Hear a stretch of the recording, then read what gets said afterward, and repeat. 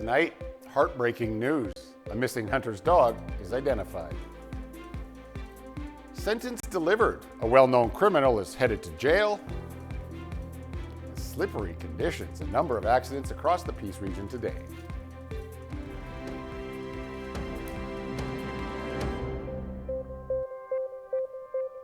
Good evening, and thank you very mumuch for joining us. And we begin tonight with an update on a hiker and his dog missing since mid-October.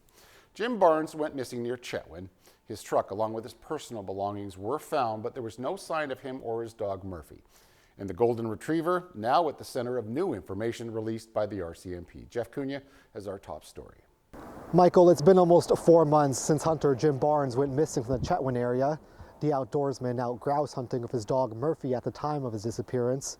A Golden Retriever found approximately 120 kilometers from Barnes' pickup, briefly promising a potential lead. However, RCMP saying that DNA sampling done on the dog has confirmed that it's not Murphy. The dog was found back in December, emaciated with a broken paw, major swelling, puncture wounds, and covered in scabs. Barnes' sister saying at the time she was certain the dog was Murphy. Loved ones, quote, consulting professionals who knew him well. However, some people were skeptical given the distance between where the dog was found and the proximity to where Barnes was last seen. In December, Mountie said while the family feels the dog may have been Murphy, the RCMP wasn't convinced. Those DNA tests now saying it is another dog, dealing a blow to the family's hopes. RCMP have already searched the area where the dog was located and found nothing. Previous leads in the case include a boot and dog print frozen in the mud along the East Pine River. The clue leading to a volunteer boat search, but turned up nothing. Search and rescue teams from across the region were engaged in searches that have since been called off, each time turning up nothing. Authorities saying the investigation remains ongoing. They are looking for help from the public in an effort to further the investigation. Barnes is described as a 28-year-old Caucasian man, 5 feet 11 inches tall, 201 pounds, with brown hair, brown eyes, and a mustache. He was last seen wearing a TC Energy ball cap, a green or blue hoodie, and jeans. Murphy is an 18-month-old Golden Retriever with no collar.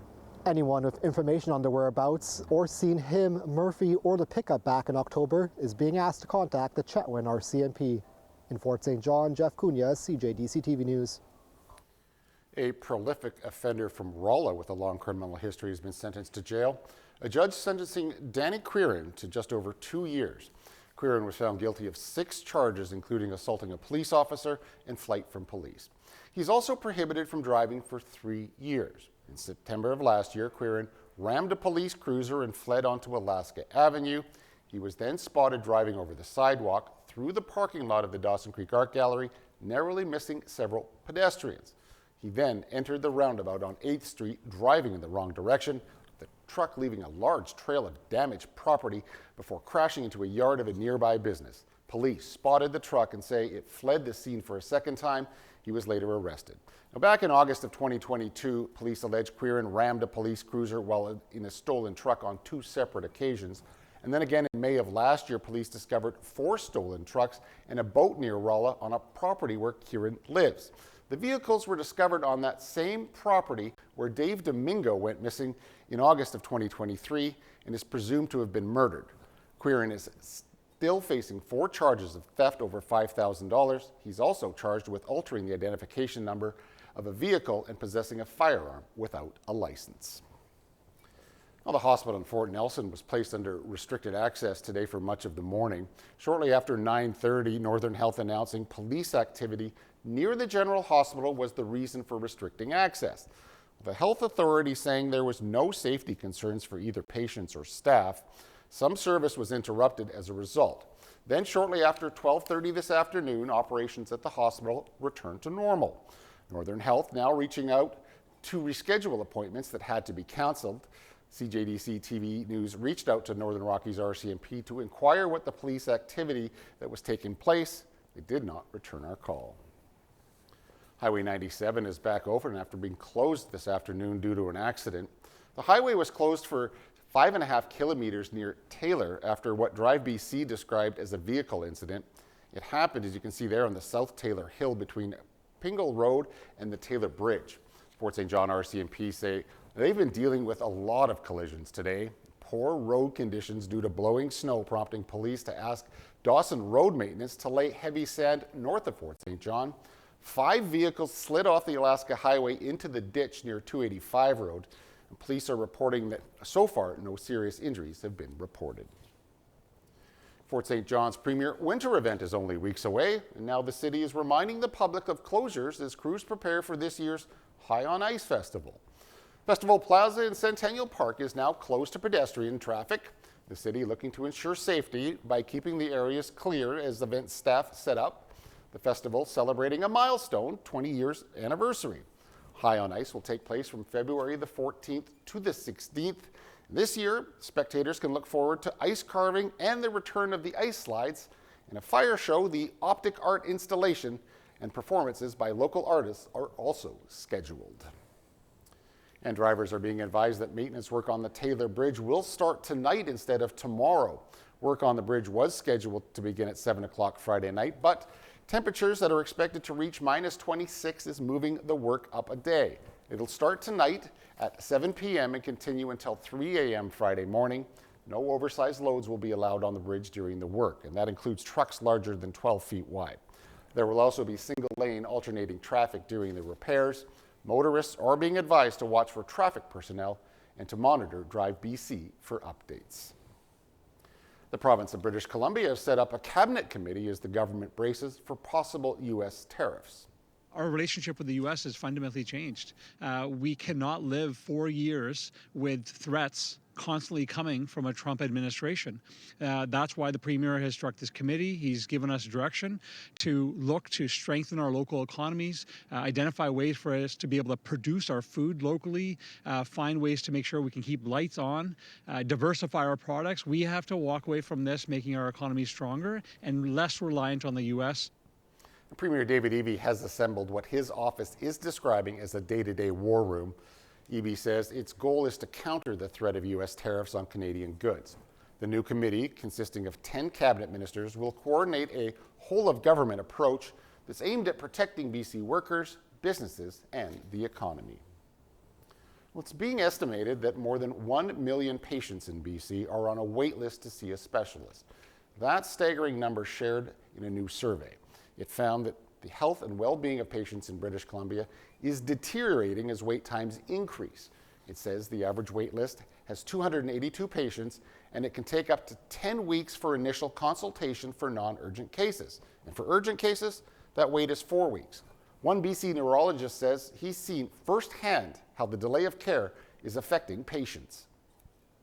He was put on a wait list and he just was never seen. So he ended up in the emergency room, had a long hospitalization, and as a result, he's living with disability for the rest of his life.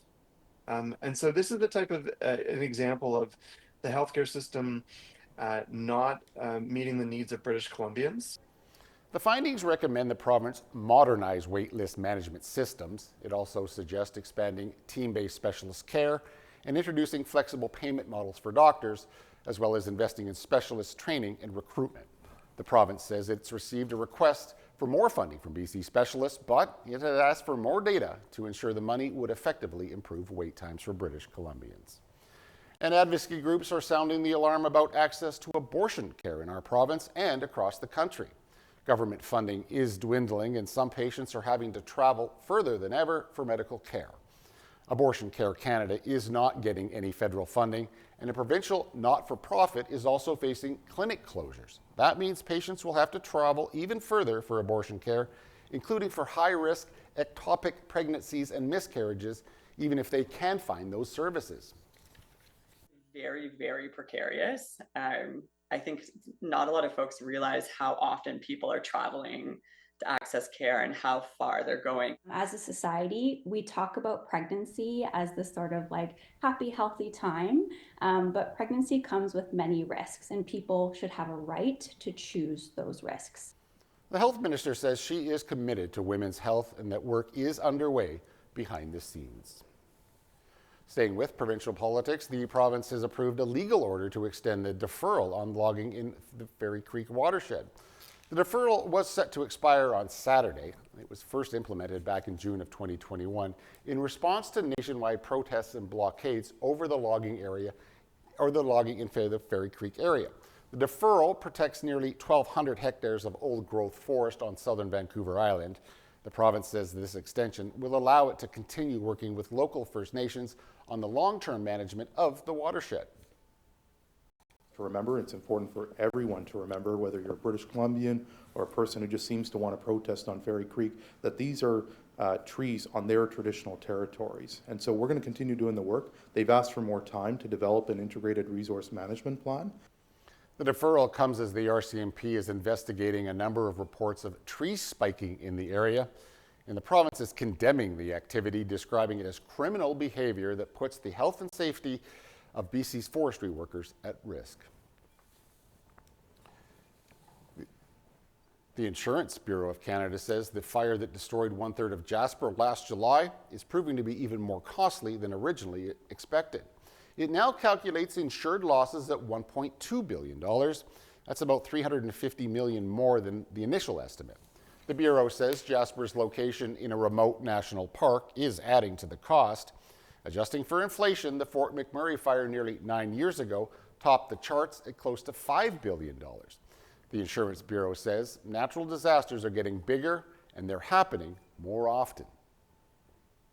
We're punching above our weight class in a group we don't want to be in. And it needs to be a wake-up call that we need to better protect our communities today. We need to recognize that this is going to keep happening and it's likely going to keep getting worse. The Insurance Bureau says products and strategies already exist to protect against extreme weather and disasters, including fire breaks and sprinkler systems. In a move to show transparency, the Alberta government says it will implement a flat monthly fee for full-time licensed childcare. That'll be roughly equal to $15 a day. With the implementation of these changes, approximately 80% of childcare fees will be reimbursed to providers on behalf of parents by government, primarily through the Canada-Alberta agreements. This represents an estimated tax-free savings of approximately $11,000 per enrolled child per year.